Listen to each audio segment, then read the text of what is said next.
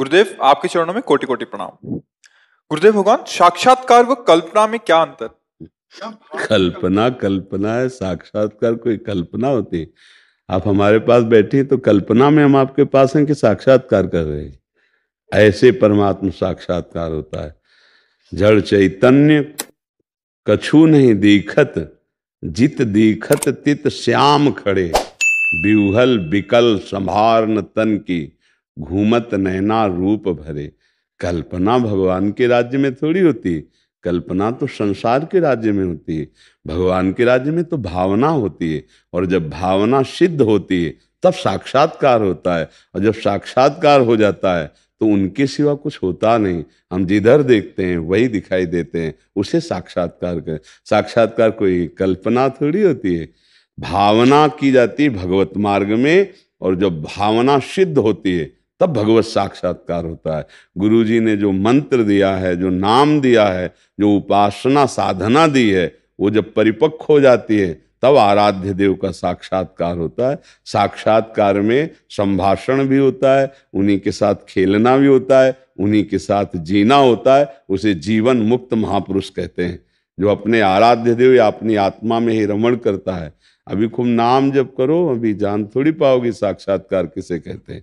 पहले खूब नाम जप करो, अच्छे आचरण करो, भगवत सेवा की भावना करो। कल्पना संसार में होती है, भगवत मार्ग में भावना होती है। भगवत मार्ग में कभी कल्पना थोड़ी कहते हैं। हम जो मानसिक सेवा की भावना करते हैं वो सत्य है। संसार में जो तुम देख रहे हो ये सब असत्य है। यहाँ जो सत्य दिखाई दे रहा है वो भी असत्य है, यहाँ की कल्पना भी असत्य है। और देखो भगवान शिव कह रहे हैं, शंकर जी, उमा कहूं मैं अनुभव अपना, सत हरि भजन जगत सब सपना। तो जैसे सपना झूठा ऐसे जागृत झूठा, लेकिन भगवान भावना में भी सत्य, जागृत में भी सत्य, सुषुप्ति में भी सत्य, स्वप्न में भी सत्य, क्योंकि भगवान त्रिकाल सत्य हैं। तो जब भगवत साक्षात्कार होता है, एक बार होने के बाद फिर उसकी दृष्टि में माया नहीं रहती, उसे भगवत साक्षात।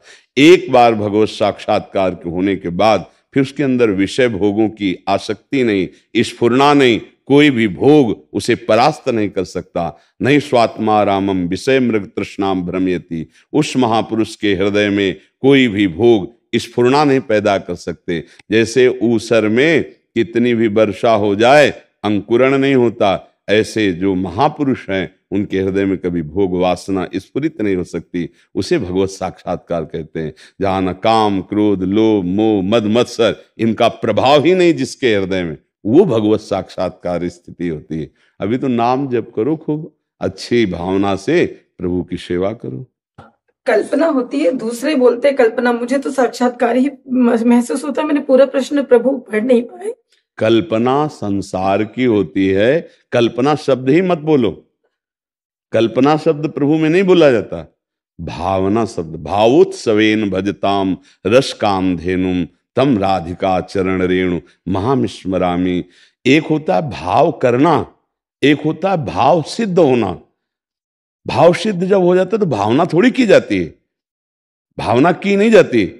देखो गोस्वामी जी का भाव सिद्ध हुआ, तुलसीदास जी का, तो कह रहे सीय राममय सब जग जानी। वो मानी नहीं कह रहे, वो जानी कह रहे हैं कि मुझे दिखाई दे रहा है सब में सिया राम विराजमान। ये भावना थोड़ी कर रहे हैं, ये तो सिद्ध परिपक्व अवस्था हो गई। करूं प्रणाम जोरी जुग पानी। दोनों हाथ जोड़कर मैं सबको प्रणाम करता हूं, क्योंकि सब मेरे सिया राम है। ये मैं जान गया हूं, केवल कोरी मान्यता ही नहीं, उन्हें जान गए हैं। तो हम अभी पहले भावना करते हैं, फिर भावना सिद्ध होती है। जब सिद्ध हो जाती है तो प्रभु से बात करते हैं। ऐसा थोड़ी होता है कि भावना हमने देखा प्रभु खड़े बस ऐसे नहीं। उपासक जैसे हम संभाषण कर रहे हैं, ऐसे सामने उसे साक्षात प्रभु नजर आते हैं, उनके साथ जीता है। ये संत महात्मा कैसे जी रहे हैं? अपने आराध्य देव के साथ जीते हैं, हर समय आराध्य देव साथ है। अब जैसे हमारे अंदर इतनी क्षमता नेत्रों में नहीं कि हम छोटी वस्तु को देख सके, तो उसके लिए सूक्ष्मदर्शी है। ऐसे ही हम सब में श्री भगवान है, देख पाए इतनी बड़ी दृष्टि हमारे नहीं। वो गुरु प्रदत्त दृष्टि होती है, जिसे दिव्य दृष्टि कहते हैं। श्री गुरु पदनख मणि गण ज्योति सुमिरत दिव्य दृष्टि ही होती। गुरुदेव भगवान की चरण नख चंद्रिका की कृपा प्रसादी जब शिष्य के हृदय में उत्पन्न होती है तो हृदय में दिव्य दृष्टि जागृत हो जाती है। उस दिव्य दृष्टि से वो देखता है सब में प्रभु विराजमान।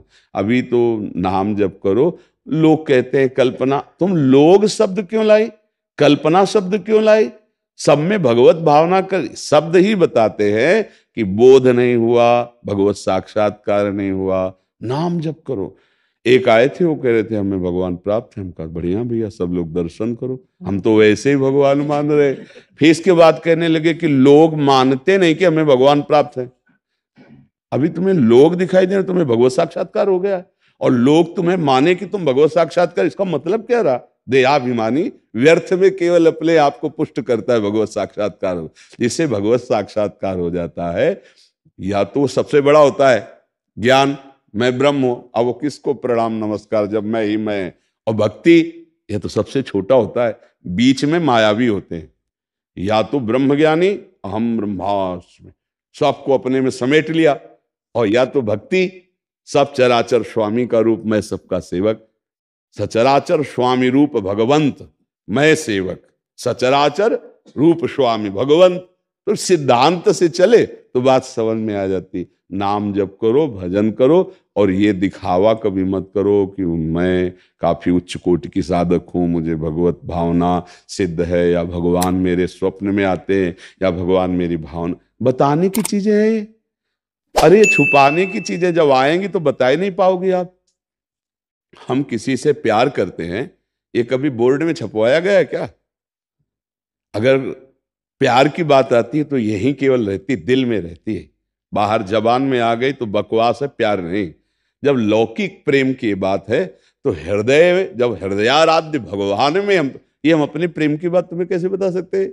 जो हमारे भावना में आते हैं, वो हमें सिद्ध हैं, वो हमसे बात, इसका मतलब है नहीं तुम्हारे पास रुपया, इसीलिए तुम बार बार मनी बैग निकाल रहे हो। अगर रुपया होता तो छुपा लेते कि कट जाएगी जेब अगर रुपया है। हम देखा गांव में, जैसे धनी नहीं है ना, वो धनी दिखाना है ना, तो एक पान खाएगा 500 का नोट निकालेगा, जिससे समझ में आवे क्या। और जो धनी होगा ना, वो सोचेगा कि 1 रुपया 2 रुपया वाला कहीं सिक्का मिल जाए तो मैं दूं, कोई जान ना पाए कि मेरे पास इतना धन। तो सोचो, लौकिक धन इतना सुरक्षित रखते हो और परमार्थिक धन को तुम ऐसे बांट दोगे, इसका मतलब तुम धनी नहीं हो। परमार्थिक धनी बहुत छुपाता है अपने धन को। हाँ, कोई जानने वाला जान सकता है कि किस कोटि का ये महापुरुष है, अन्यथा वो अपने आप को बड़ा दैन, शांत, गंभीर। जितने बड़े महापुरुषों को देखा गया वो ऐसे ही बोलते पाए गए। असमय अधम सखा सुनमो ऊपर रघुवीर, हनुमान जी बोल रहे। परम ज्ञानी है, परम महात्मा है, और कह रहे मैं ऐसा अधम हूं। सबरी जी कह रहे अधम ते अधम अधमति नारी, और हम कह रहे कि हमें भगवान के साक्षात्कार, ये सब। तो मुझे लगता है थोड़ा सुधार किया जाए तो हमें सही में भगवत साक्षात्कार हो जाएगा। क्योंकि चाहे पुरुष हो या स्त्री हो, कोई भी हो, सब भगवान का अंश है, और वो भगवान का भजन करेगा तो करुणा निधान भगवान जरूर मिलेंगे। ये ना समझो कि भगवान मिलते नहीं, तुम भगवान से मिलना नहीं चाहते, बस बात ये तुम्हारे अंदर और चाहते हैं, इसीलिए नहीं। जिन महात्माओं ने अपने हृदय की चाह को मिटा दिया, वो भगवान से मिलने की बात जाने दो, स्वयं भगवान बन गए। नहीं, कई बार सुलाया है, मन मार्या तन बस में कीन्हा, हुआ भरम सब दूर, बाहर से कछ दिखत नाही, अंदर चमके नूर। आपो त्याग जगत में बैठे, किसी से नहीं काम, उनमें तो कछु अंतर नहीं, संत कहो चाहे राम। कोई चाह लई, कोई कामना लई, वो बादशाह भगवान के निज पार्षद भगवत स्वरूप है, वो चाहे स्त्री हो चाहे पुरुष हो। देखो, सबरी मैया को जो प्यार मिला वो दंडकारण्य के किसी ऋषि मुनि को नहीं मिला। देखो, सबरी मैया को कितना प्यार किया, भगवान पास बैठ करके नवधा भक्ति रूपी स्तुति कर रहे हैं। सबरी मैया के दिए हुए बेर भगवान चख, बेर कोई अंगूर है क्या, और बड़ाई कर रहे हैं, वाह वाह कितने सुंदर मृदु। तो हमें लगता है अगर हम प्रेम पूर्वक सच्चाई से भजन करें तो चाहे स्त्री शरीर हो, चाहे पुरुष शरीर हो, चाहे गृहस्थ हो, चाहे विरक्त हो, भगवान सबको प्यार करते। सब मम प्रिय सब मम उपजाए, निश्चित भगवान मिल जाएंगे। पर भगवान से मिलना कौन चाहता है, यही कठिन बात है ना। अंदर की चाहत को देखो, भगवान से नहीं मिलना चाहते हम लोग। जो परमार्थ की थोड़ी बातें संतों की सभा में कहते उसमें मान प्राप्ति की इच्छा होती। वाह भाई वाह, अंदर की तो मैं बता रहे, ये डॉक्टरी जो होती है संतों की दृष्टि में, संत जन ज्यादा सांसारिक पढ़ाई नहीं पढ़े होते, वो आध्यात्मिक पढ़ाई के मास्टर होते हैं। तो जैसे शब्द निकला ना तो पता चल रहा था शब्द मान से निकला है या निराभिमान से निकला है, अज्ञान से निकला है या ज्ञान से निकला है, क्या स्थिति अध्यात्म की है, शब्द ही निकलते पता चल जाता है। तो हमें लगता है संतों के पास जाए तो माल लेने के लिए जाए, आध्यात्मिक धन लेने के लिए जाए। हम उनसे अपनी कमी की बात कहें और वो कमी दूर करवा के अध्यात्म में चले। अच्छा, जैसे अपने लोगों से आप कहो ये ज्ञान झाड़ने लगो तो हम चुप हो जाएंगे, हाथ जोड़ लेंगे। काहे? अच्छा है भैया तुम ज्ञानी हो, अभी तो हम बच्चे हैं, गुरुजनों की कृपा से चल रहे हैं, अब देखो तुम्हारे समान ज्ञानी भगवान बनाना चाहेंगे तो बना देंगे, नहीं तो चुप हो जाएंगे। संतों के पास अगर खाली होके जाओगे तो भर के आओगे, और अगर ऐसे जाओगे तो बूंद भी नहीं प्राप्त कर पाओगे।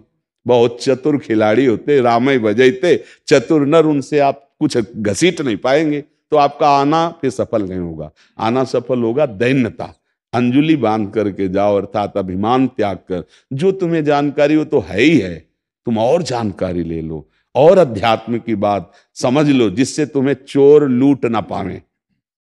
काम, क्रोध, लोभ, मोह, अहंकार, मत्सरता, ये वो चोर हैं जो हमारे भजन को, हमारे पुण्य को, हमारे सत्कर्म को लूट कर हमें खाली कर देते हैं। तो उसी से हम सावधान रहें। अभिमान भरे कोई अपने अनुभव न बोले, हमारे कोई ऐसे आचरणों में त्रुटि न हो, तो भगवान मिल ही जाएंगे। हम तो भगवान के अंश हैं, वो तो मिलने के लिए ही हमें मानव दे, मिलने के लिए ही हमें साधु समागम दिया है। अगर प्रभु कृपा ना करते तो संत समागम नहीं मिल सकता, ध्यान रखना। हाँ, ये सुतदाराधन लक्ष्मी पापियों के घर होए, संत समागम हरि कथा तुलसी दुर्लभ। अगर संत का मिलन हो रहा, संत समाज में बैठे हो, तो भगवान ने विशेष कृपा आप पर की। अब आपका कल्याण निश्चित होना चाहिए, आपके आचरण शुद्ध होने चाहिए, आपका खान पान शुद्ध होना चाहिए, आपके विचार शुद्ध होने चाहिए। भगवान मिल जाएंगे। भगवान कहीं दूर नहीं, छाती में बैठे, यही हृदय मंदिर में बैठे। बस आप ठीक से चलो, मिलना चाहो तो यहीं मिल जाएंगे, कहीं दूर थोड़ी जाना पड़ेगा जी।